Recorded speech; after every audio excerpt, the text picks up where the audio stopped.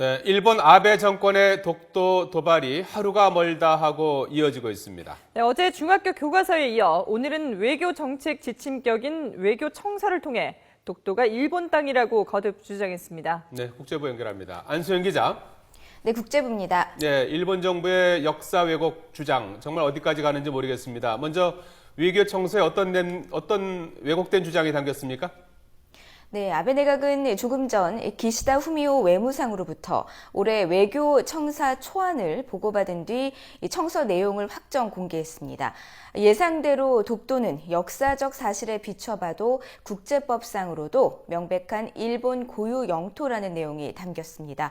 또 한국을 가장 중요한 이웃 국가로 규정했지만 지난해 포함된 자유민주주의와 기본적인 가치 그리고 지역의 평화와 안정 확보 등의 이익을 공유한다라는 표현은 삭제했습니다. 일본의 전후 70년에 대해서는 과거 전쟁에 대한 깊은 반성을 토대로 전쟁을 하지 않을 것이라는 점, 또 평화에 대한 맹세는 결코 바뀌지 않는다고 밝혔습니다. 하지만 식민 지배와 침략 전쟁에 대한 직접적인 반성, 사죄 표현은 포함하지 않았습니다. 일본 외무성은 대외 홍보를 강화하기 위해서 9년 만에 이 외교청서 전문 영어판도 만들어 전 세계에 배포할 계획입니다. 외교청서는 어제 독도 영유권 주장을 대폭 강화한 중학교 교과서 검정 결과 발표에 이어서 한일 관계의 추가 악재가 될 전망입니다. 네, 이보다 앞선 어제는 독도가 일본 땅이라는 내용의 일본 중학교 교과서를 무더기로 승인했는데요. 이전과 비교를 하면 어떤 차이가 있습니까? 네, 어제 일본 문부과학성이 승인한 중학교 역사와 지리, 또 국민 등 사회과 교과서는 모두 18쪽입니다. 이 모두에 독도 관련 내용이 기술됐고요. 특히 이 가운데 13종은 한국이 일본의 땅인 독도를 불법 점거하고 있다고 언급했습니다. 지난 검정 때인 2011년에 비하면 3배나 늘어난 겁니다. 먼저 이전과 어떤 차이가 있는지 화면으로 보시겠는데요. 도쿄 서적입니다. 보시는 것처럼 독도 언급이 없었는데 이 수정된 내용에는 1905년 1월에 가기 결정해 다케시마를 시마네현에 편입시키고 2월 21일에 지사가 고시했다고 돼 있습니다. 교육출판입니다. 한국이 독도를 불법 점거하고 있고 1952년부터 지금까지 한국이 일방적으로 자국 영토라고 주장한다고 명시됐습니다.